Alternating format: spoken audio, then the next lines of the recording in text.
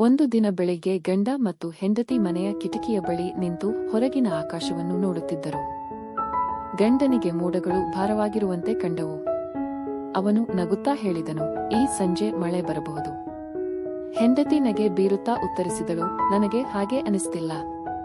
ಹವಾಮಾನ ತುಂಬಾ ತಂಪಾಗಿದೆ.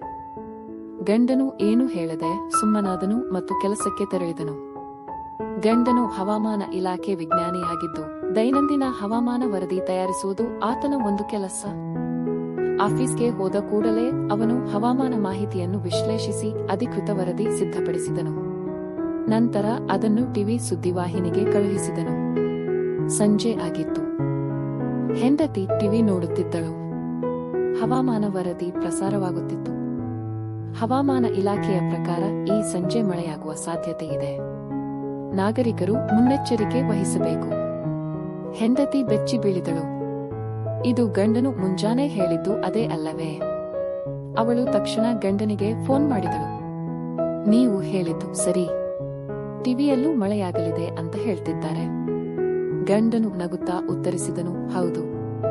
ಅದೇ ಅಲ್ಲವೇ ನನ್ನ ಕೆಲಸ?